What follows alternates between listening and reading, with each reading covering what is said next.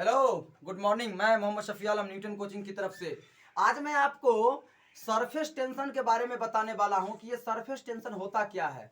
तो ध्यान से सुनिएगा।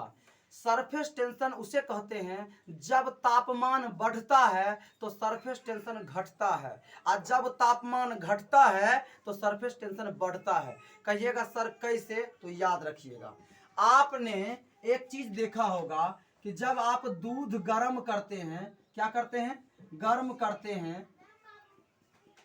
दूध जब आप गर्म करते हैं तो उसमें छाली नहीं बनता है, और जैसे जैसे दूध ठंडा होता है वैसे वैसे छाली बनना स्टार्ट हो जाता है। तो आपको अच्छे से समझ में आ गया होगा कि जब दूध ज़्यादा गर्म होता है तो उसमें सरफेस टेंशन बहुत कम होता है, और जैसे ही दूध ठंडा होने की स्थिति में रहता है तो वो क्या हो जाता है? सरफेस टेंशन बढ़ जाता है, यानी छाली बन जाता है। उसी प्रकार से चाय है। चाय के दुकान पर जाइएगा चाय पीने के लिए, तो चाय जब चाय वाला चाय देगा तो वो गर्म देता है, और गर्म रहेगा तो ऊपर पतरी नहीं लगल रहेगा, छलिया नहीं लगल रहेगा। लेकिन जैसे जैसे चाय ठंडा होगा उस पर पतरी लग जाता है, छलिया लग जाता है। इसी तरह से आपको सरफेस टेंशन समझ में आ जाएगा। यानी कहने का मतलब क्या हो गया कि दूध में, दूसरा चाय में, और तीसरा भींगे हुए बाल में, यानी भींगे हुए बाल में, ठीक है। और चौथा क्या है? आपको दुनिया का जितना भी द्रव्यमान पदार्थ होता है वो सब में सरफेस टेंशन पाया जाता है। 100 बात की एक बात, द्रव पदार्थ में सरफेस टेंशन, सरफेस टेंशन क्या होता है? पाया जाता है। एक और है, और बहुत सारे चीजें हैं, लेकिन मैं आपको कुछ कुछ चीजें बता रहा हूं।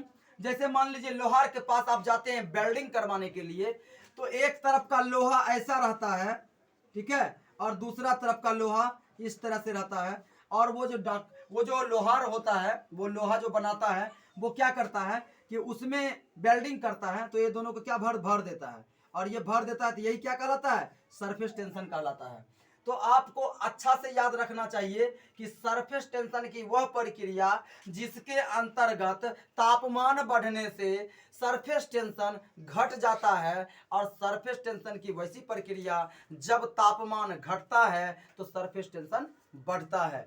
आपको अगर अच्छा लगा होगा वीडियो तो लाइक करिएगा, सब्सक्राइब करिएगा। एक और उदाहरण मैं आपको देते जाता हूं। बहुत सारी लड़कियां जो होती है, वो क्या करती है मेरे प्यारे स्टूडेंट? खुले बाल को ऐसे ऐसे लहरा लेती है, ऐसे ऐसे मारती है तो बाल उड़ता भी है। लड़की तो छोड़िए, आजकल के लड़के भी बड़ा तेज होते हैं, बड़ा बड़ा बाल रखते हैं, झटका मारते हैं, ऐसे करके ऐसे उड़ाते हैं। लेकिन उस लड़की से आप कहिएगा कि जब आपका बाल भींग जाएगा, क्या आपके ये फुस फुस करने से क्या बाल उड़ेगा? कभी नहीं उड़ सकता है। क्यों? क्योंकि उसमें सरफेस टेंशन है।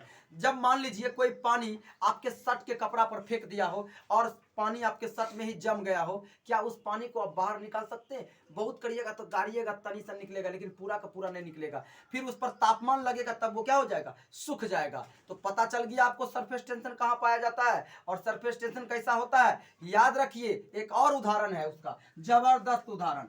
अगर पानी के कटोरी में आपको कहेगा कि इसमें पानी है, क्या है? इसमें पानी है, और कहेगा कि भैया सुइया को तैरा करके दिखाइए।